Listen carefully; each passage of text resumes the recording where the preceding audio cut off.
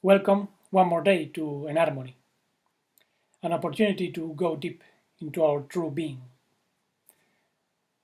And as we saw in previous episodes, the growth of the original soul, which is formed out of the unconditional love, the unmodified life, pure light, and infinite blissful serenity coming from the primordial source, can cancel the old paradigm of debt and payment, what some call karmic debts, which is associated to the wheel of time, the repetition of positive and negative qualities, even the so-called reincarnation in some cases. And it's because true life and true love is the greatest payment that can be made in this world. However, it is also true that we have a physical body with a genetic condition and an energetic inheritance that make us sick and make us experience physical death eventually. So, what can we do with this condition? Do we keep accepting it, or we can go beyond all karmic debts?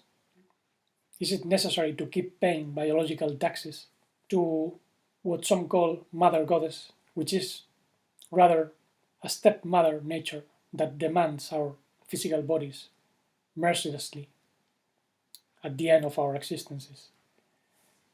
Even when we know that the true being of light is complete, does not require taxes, payment of any kind. The only thing required by true being is expressing true love, true life. But obviously, we must be humble and acknowledge that we live in a world with certain laws. But let's not be like the promoters of organized religion, politics, and even science, which, in the name of progress, social progress, scientific progress, or in the name of what they call God or gods or grace, they impose their own selfish laws, doing whatever they please, raising luxurious temples, empires that have been built upon the blood of millions of people, dominating over the ignorant and the weakest, sacrificing millions of animals, even obeying entities that tell them to do so, and all by means of the laws of terror. If you don't obey these laws, if you don't pray, if you don't believe, if you don't this, if you don't do that, then the state, God, the angels, Satan are going to punish you. As we see, the structure is the same. And we also see that in order to make themselves more credible, they wear uniforms, suits, archaic clothes, Saturnal collars, high hats, all to impose themselves over others, scaring people. And today, politicians and many supposedly scientific corporations, which are rather scientifists, say you have contaminated the planet. Now you have to pay taxes for the old technologies and also for the new. We have made them. And for instance, here in Spain, if you want to install a solar panel to avoid pay electricity, you still have to pay a tax to have that technology. The sun tax, it's called, which is a joke. But obviously, it's not to pay the state, it's to pay for the private jets of the president, his private parties, and the parties of his friends and the rest of politicians that he invites. But these are, unfortunately, the human laws that are operating in this world, influenced, obviously, by the dark system, which is operating in part of the universe as well. Now, what can we do about all this? Well, in one occasion, the Pharisees wanted to test Yeshua, or Yeshua, if you will, and they said, "We see that you teach with truth the ways of Elohim," what's called God in the scripture. Is it licit for us to pay taxes for Caesar? Then Yeshua took a coin and said, "What face do you see in this coin?" They said, "Caesar's." And Yeshua replied, "Give Caesar what belongs to Caesar, and give Elohim what belongs to Elohim." Presumably, he said that because they didn't use the word God. And if you notice, he didn't ask them to rebel against the state of Rome, against Caesar, nor against natural forces or against divine entities, God, as you want to call them. He rather suggested them to stop considering as their own what belongs to the system of the world. Obviously, here there are rules, and if we are in society, we have to follow those rules. We have to pay for the light, pay for the internet. If we are here, we have to accept them. And obviously, we are living in a universe with planetary laws that affect us. Now, organized religion worships these forces by means of repetitive prayers, self-mortification, rites, sacrifices of animals or even people. And politicians or scientists promote the use of natural forces within an economic system of control and also of social discrimination. If you have money to pay for electricity in winter, then you can live warm. If you have money to pay for the light and a house, you live comfortably, otherwise be like the poor. And politics and scientists are not going to help you in that regard. Because in general, the religious mind, the political mind, the scientific mind do not understand that the great being of light, the great being of life, dwells in everything. Even a little insect has a little spark of life. Obviously, it's not conscious of it. There is even energy from the source compressed in this solid matter. But the great being of life is not the owner or lord of beings or matter, and he doesn't require any tax, any tribute, homage of any kind. His life suffers in us, and the only thing that requires is attention to be expressed. Now, what does require some sort of care or payment is fallen nature because it's disharmonized. And we have to understand why it came to be disharmonized. So, first we have to look around and see that we exist in a world which is based on causes and effects, where everything is weighed and measured according to the wheel of time, ruled by octaves. And when the true love and light of life do not manifest, then those octaves break and follow a mechanical course, and they affect us all. We see that in Proverbs 3 with the opposites. There are 14 positive times and 14 negative times. There is a time to sow and a time to reap, a time to kill and a time to heal, and they affect everything. Even those who regard themselves as vegans and claim to be benefiting animals are still killing animals because massive crops of cereals and other vegan foods or vegetarian foods belong to animal habitats that have been destroyed for that purpose. In addition to that, our physical body requires care, it has a genetic structure, and we have inherited predispositions to certain sicknesses. And the only way to cancel that is by manifesting vitality. So, an essential requirement in this world is to live in accord to our own vital purpose. Each person has individual tendencies, not only from the divine soul, in case the person has that divine soul, but also from the human personality which has been inherited genetically or by means of reincarnation.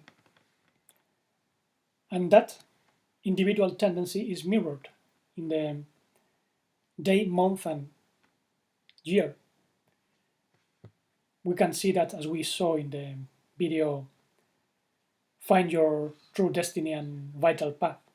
If you sum up all the numbers in the birth date, you will get a 2 cipher number which marks the path, and then reduce to one number that cipher and you get the energy. In my case it's 30. So I have to deal with an excess of mental energy, creative energy, and if I don't use all my love or my vitality and conscience to channel that energy, that same energy makes me sick. So it's necessary to follow the laws in order to harmonize these tendencies. Precisely, the number 3 is indicating the union of the right brain with the left brain, so there is an harmonized nervous system, for instance. This is why I call this channel Ena Harmony. I am Armonía. In the other channel, Vital and Armonía, which is a bit more practical, I will be presenting probably the way to guess the harmonics from the birth date, so which one can find their own professional path and many other qualities. I hope to get some time to do it. But for now, let's understand that in this world, if we take something and if we modify something as science do, then nature is going to charge for it and it's going to respond in accord to that action. Because here there is nothing for free and everything has consequences. However, this is not understood in general. For instance, in New Age religion, people say that Mother Nature is infinitely generous and full of goodness, but even the indigenous tribes who also speak of the Pachamama, the Mother Earth, know that if you go to the jungle, for instance, you will find an immensely generous environment full of plants and fruits, but most of them are poisonous for humans. And there are insects and animals that can kill you by a single bite and a single sting. And in Africa, there are lions that kill their own progeny in order to activate the sexual hormones of the female and reproduce with her again. So what we see is that Mother Nature lacks a few marbles. Something is not right. And obviously, this was not always the case. Obviously, someone or something modified nature, and she became a stepmother nature. We see that even in ancient tales. In the book of Genesis, we are told that everything came to be disorganized and empty. In Proverbs 9, we read that wisdom built her house, built her 7 pillars, 7 columns, which are the pillars of time, and killed her beast mixing her wine, and etc. There were architects that made their own genetic experiments for their own sake. So it is impossible to speak of a builder god, an organizing god, or even a creator god, without speaking of a duality. If you create, if you organize, if you do anything, you open the door to the opposite. And with that comes the system of property as well. Because if what I have is good, someone must have something which is bad. That's the rule. In this illusory matrix, Mother Nature, stepmother Nature, is lady of the good and lady of the bad. And she plays the role of masculine and feminine at the same time. For instance, the energies coming from the sky play a masculine or active role with regard to the energies from the earth. And in ancient times, religions spoke of the sky god, referring to energies or entities coming from the cosmos into the earth, which was Mother Goddess or Mother Earth, and their union gave a progeny of animals or even Adamic creatures. That's what we see in the book of Genesis. In chapter 2, when the astral architects, Yud-He-Vav-He Elohim, blow energy into the stellar dust of Adamah, which is not this physical earth, but an astral earth or environment, they form the Nefesh Chaya, the Adamic soul, which was psychic, astral. First came the psychic and then the spiritual, said Paul. And it was because there was no Adam to till Adamah. And let's recall that the world became disorganized and empty, as told in Genesis 1, because of a certain catastrophe mentioned in myths. The solar system, for instance, was in chaos, so it required repair, modifications, what in Hebrew wisdom some call tikkun. And this is why in Genesis 1 we see the separation of light and darkness, the organization of an earth with sun, moon, planets. And that's not natural. That's an artificial system built upon the remnants of a chaos. And later on, the astral intelligences advise the Adamic soul not to eat from the tree of knowledge of good and bad, not to mix with this world of duality, so they do not die. Now, in Hebrew wisdom, sages say that it was not to eat before the appointed time, because in those days, Adam, humanity, was not physical. They were wise beings that could see to the other edge of the universe. They had profound knowledge. They even had 6 helixes of DNA, 12 aspects in total. We have just 2. However, they did not have understanding. And what we see in Genesis 2 is that the same astral forces made those Adamic species sleep, and from one side they took what's known as Chava, Eve, a new humanity that was divided into masculine and feminine, mind and body. There was for sure some sort of hybridation, and from then onwards they explored the so-called 4D world and the 3D world, being tempted by the famous serpent, because in this world of time there are passions that tempt and also beings that tempt, that try to deceive us. Now, where is mercy in all this system? In Genesis 3 we read that the serpent was the most clever or sly of the creatures made by Yud-He-Vav-He Elohim, a generic term.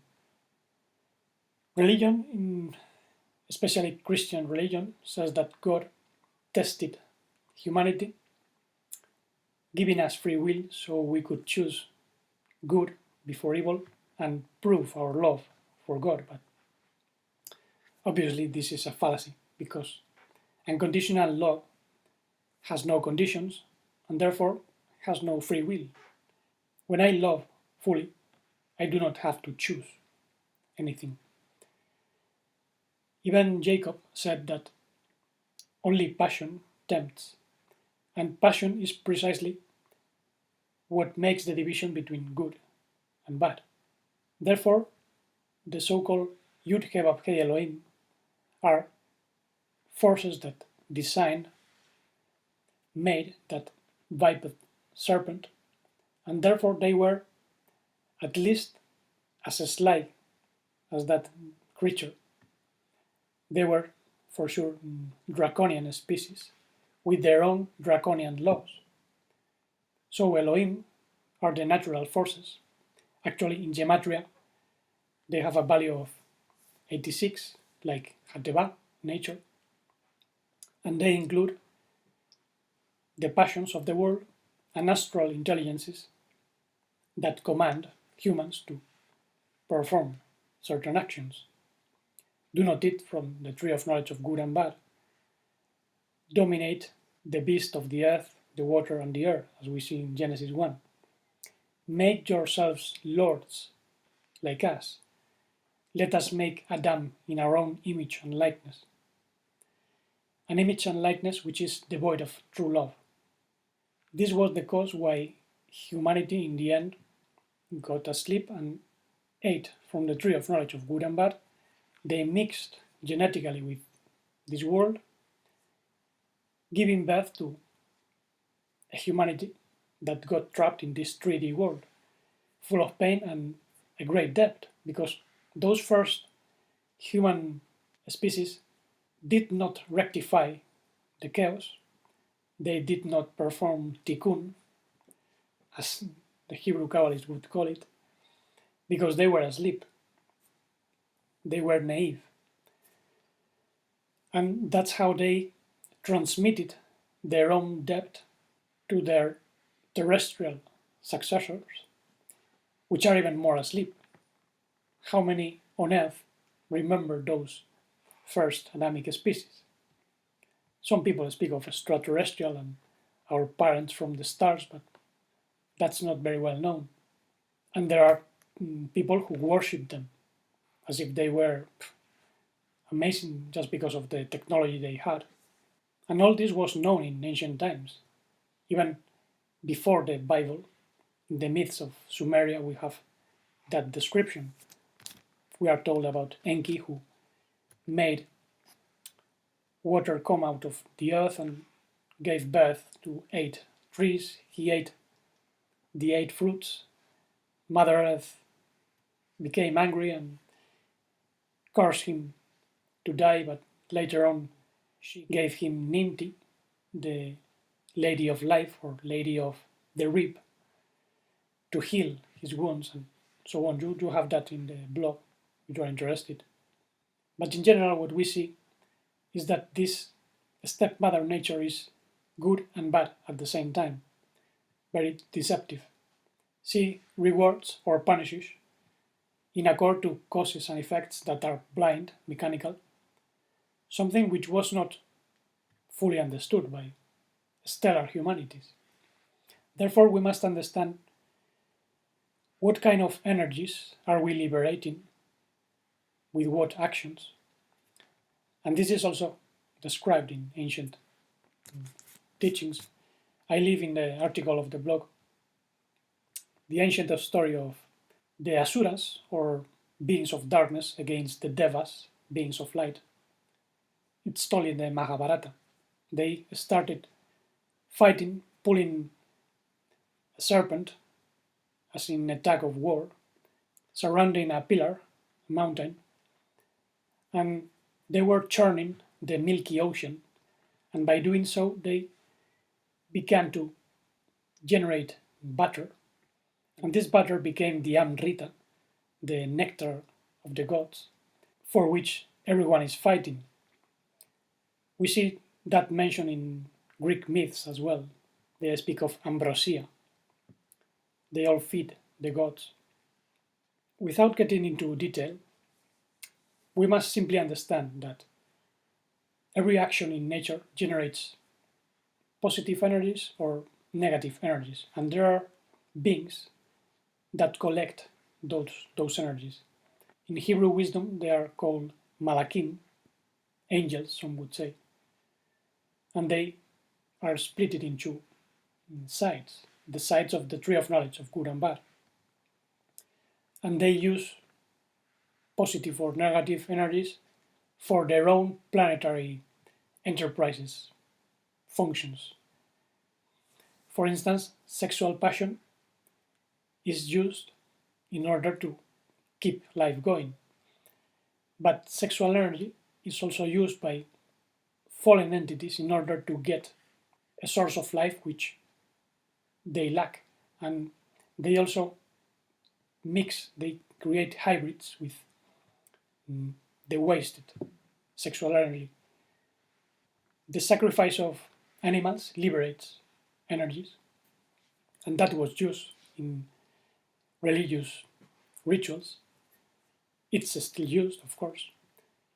And that's what we see in the Torah when we find the mention to that pleasant flavor to the Lord, to Yud He Vav He.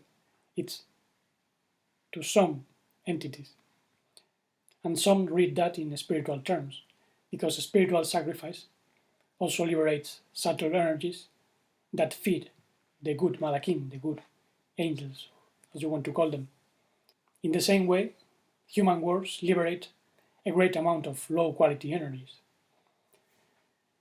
And there are beings who use that. In general, wars, poverty, immoral acts, all that it's not only due to social tensions, political tensions, but also to planetary forces, lunar forces, and there are beings who take advantage of that. We see that mentioned in the movie John Carter, when one of the shapeshifters says to the protagonist, "We do not cause war, we simply manage it." This is why in ancient wisdom we always find stories about the wars between the gods that affect human affairs. In Hebrew wisdom, we hear about the Sarim, the princes, moved or instigated by the adversary, Satan. And they all fight to control humanity, whose spiritual quality depends on these wars. So, when stepmother nature is filled up with tensions, then conflicts emerge between the gods and also between the humans. We see that even in the so-called baby booms. Today the population is expanding at a very high rate. We are 7 billion people or more. And in spite of some global wake-up, the spiritual quality of humanity is very low. And this also affects climate change. Climate change has nothing to do with the greenhouse effect. That is a scientific or pseudo-scientific theory which has been debunked. All the active volcanoes release more CO2 than all the buildings and cars of humanity. Now, what can we make of all this? Is it good or is it bad? It's both. It's the frivolous game of the Matrix, Lylah, as some say in India. We should not position ourselves in one side or the other, even though we have to acknowledge that in this chaos there are good beings that fight against evil beings and they help us. The good Malakim, they protect us. And it's obvious that whoever gets his fingers into a socket and survives very likely will not do that again. I say that by experience because I did it when I was a child and never repeat it again. All this means that we should not get into the play of duality. We should not worship good entities or bad entities. We must acknowledge that if there is a God, then there is also an accuser, a Satan. And God in Spanish is Dios, which comes from Deus, Zeus, and Deva. Divinity comes from Deva as well. And even when we speak of the divine being, we can get into this dual game, so it's necessary to be aware of that. Actually, in one occasion, a man addressed Ishwa, saying, "Good master." And Ishwa replied, "Why do you call me good? Nobody is good, but only one." And the translation says, God. Now, what is he referring to? To the forces, Elohim, or rather to the Holy One, which has his own harmonized energies. There is a passage in Deuteronomy 32:39, where we read, "See that I am, Ani, or Ena in Aramaic, and there are no gods, there are no Elohim with me." And in Isaiah 45:5, we read, "I am Yud He Vav He, the divine bird, and behind me there are no gods, there are no Elohim."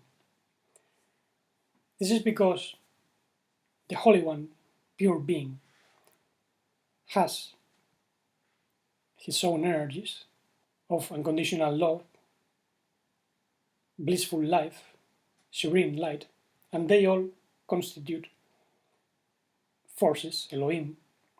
However, they are harmonized in oneness by the Holy One. Now, as we read in Hebrew stories, when the Holy One contracted himself, opening a space, a lower degree of light began to grow within that space. And that was the emergence of what the Zohar, the book of Zohar, calls the cause above all causes. And these causes gave rise to vibrations that eventually divided, generating duality and laws. And obviously, in that environment, vibrations can be harmonized or disharmonized. That wasn't generated by the Holy One directly. There is a learning that belongs to other beings of light. The only thing that the Holy One made was opening the gate so beings decided on their own to stay in the house of life or get out and build their own world, which is actually what took place. The cosmic ego went out of the holy home, so to say. Some people in the New Age religion say that Lucifer, Luzbel, generated the matrix, the illusory world, in order to learn a lesson. But that's the old story of the demiurge told by Plato in the Timaeus. And as Plato said, the world of the demiurge is just a copy, it's a false image of the true light, the true universe. So the only lesson that we can learn here is that all this duality is a deception, splitting between God, evil, good and bad. That's part of the deception. Meanwhile, the original being of light is perfect, neither good nor bad. Being does not require creating anything in order to learn or to repair mistakes, to drink nectar of the gods. In any case, the only acceptable offering for being is dissolving the cosmic ego, which rules the astral world, affecting all human affairs, from the religion that demands payment, prayers, sacrifices, politics, which also demand taxes and sacrifices as well, separation of poor and rich, as well as science, which exploits nature, taking without giving. Therefore, keeping in mind that the source of life emanates our own true being, when it forms our divine soul in contact with the actions of the world, we do not have to pay, but rather express that life in order to harmonize. Yud He Vav He, the divine verb, harmonizes Elohim. And that's what Yeshua explained. For instance, in Matthew 17, we read that Simon was asked, "Does your teacher not pay the tax?" And he said, "Yes." And when he came into the house, Yeshua spoke to him, saying, "What do you think, Simon? From whom do kings of the earth take toll or tax? From their sons or from others, from strangers?" And when he said, "From others," then Yeshua replied, "Then sons are free. However, not to give offense to them, go to the sea, cast a hook, and take the first fish that comes up. And when you open its mouth, you will find a shekel, a silver coin. Take that and give it to them for me and for yourself. Pay for me and for yourself." And this means that our true being of living light can pay for all taxes by performing miracles, cancelling debts. Therefore, we are only affected by duality, lack, disease, and death from this world when we accept those conditions unconsciously. That's the problem. When we believe the false manifests. So the day we manifest true love, life, light, and serenity, even these physical bodies that constrain us will become subtle. They will dematerialize into the light body, as it happened in ancient times with Enoch, for instance. And meanwhile, we can still cancel many degrees of sickness and death. It happened to me several times. And until the next time, thank you for listening with attention, and blessings of unconditional love and modified life, pure conscience, and infinite blissful serenity.